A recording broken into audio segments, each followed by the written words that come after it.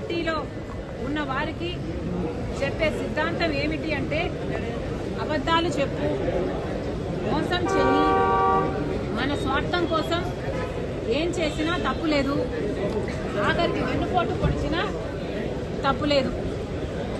ఇది జగన్మోహన్ రెడ్డి గారు నిన్న ప్రెస్ మీట్ పెట్టి మరీ చెప్పారట. మరి జగన్మోహన్ రెడ్డి గారు, మీరు సాయిరెడ్డి గారి చేత మీరు అబద్ధం చెప్పమని మీరు చెప్పలేదా? మీరు చెప్పించలేదా?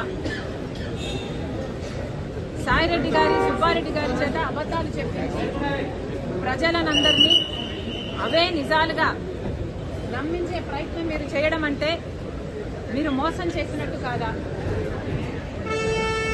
సొంత తల్లినే మీదనే కేసు వేయాలి అని మీరు కేసు వేస్తే మీ స్వార్థం కోసం ఏమైనా చేయొచ్చు అన్న సిద్ధాంతం మీరు ఫాలో అయినట్టు కాదా?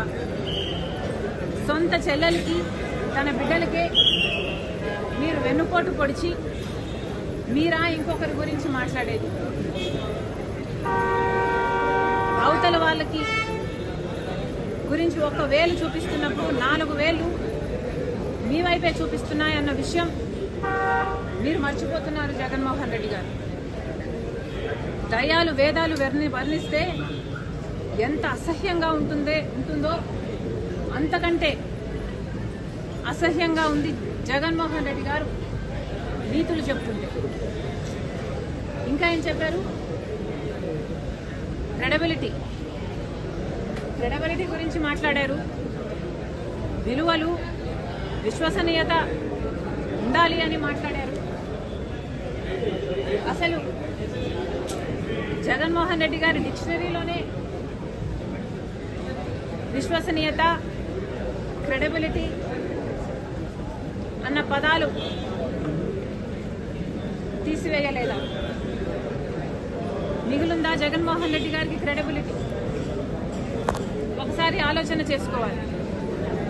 రాజశేఖర రెడ్డి గారు ఏ బీజేపీకి వ్యతిరేకిగా నిలబడ్డాడో అదే బీజేపీతో అక్రమ సంబంధం పెట్టుకుని 5 ఏళ్ల పాటు అధికారంలో ఉండి ప్రత్యేక హోదాని తాకట్టు పెట్టి ఆంధ్ర రాష్ట్ర బిడ్డల భవిష్యత్తుతో చెలగాటమాడాడు జగన్మోహన్ రెడ్డి గారు. ఇంకా జగన్మోహన్ రెడ్డి గారు, మీకు క్రెడిబిలిటీ మిగిలే ఉందా? రాజశేఖర రెడ్డి గారు జలయజ్ఞంలో తలపెట్టిన ప్రాజెక్టులను 6 నెలల్లో మీరు పూర్తి చేస్తామని చెప్పారు.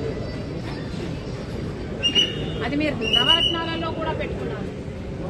ఆఖరికి అది పూర్తి చేయకపోగా కనీసం రాజశేఖర రెడ్డి గారు కట్టిన ప్రాజెక్టులు ఏఎంసీ మెయింటెనెన్స్ కూడా మీరు చేయకపోతే గేట్లు ఊడి నీళ్లలో తేలుతున్న ముఖ్యమంత్రిగా మీరు పట్టించుకోలేదు.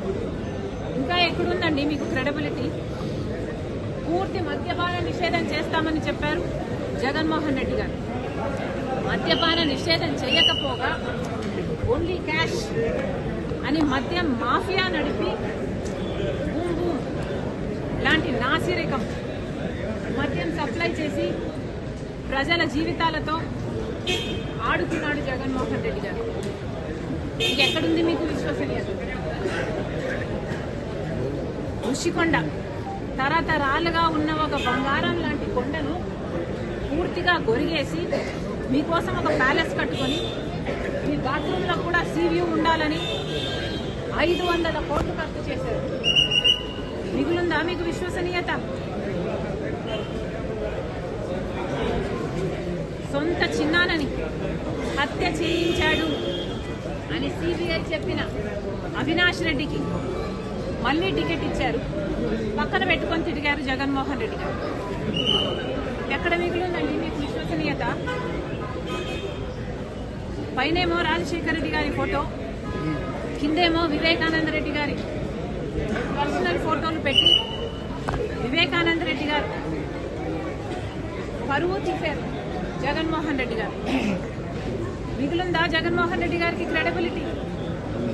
వివేకానంద రెడ్డి గారు ఆఖరి నిమిషం వరకు వైసీపీ కోసం, జగన్మోహన్ రెడ్డి గారి కోసమే ప్రచారం చేస్తూ చనిపోయారు. ఎక్కడుంది మీకు ఇంకా క్రెడిబిలిటీ? సొంత చెల్లెల విషయంలో మీకు ఎనలేని త్యాగాలు చేసి పాదయాత్రలు చేసి మిమ్మల్ని అధికారంలోకి తీసుకొస్తే ఆ చెల్లెలు బిడ్డలు ఆస్తులు కూడా కాజేయాలని కుట్రలు పండుతున్నారు. ఎక్కడ మిగిలింది మీకు క్రెడిబిలిటీ? సొంత తల్లి మీద కేసు వేశారు, తల్లిని అవమానించారు. సోషల్ మీడియాలో అసలు విజయమ్మ గారు షర్మిలమ్మను అక్రమంగా కన్నారు అని ప్రాపగాండా చేశారు.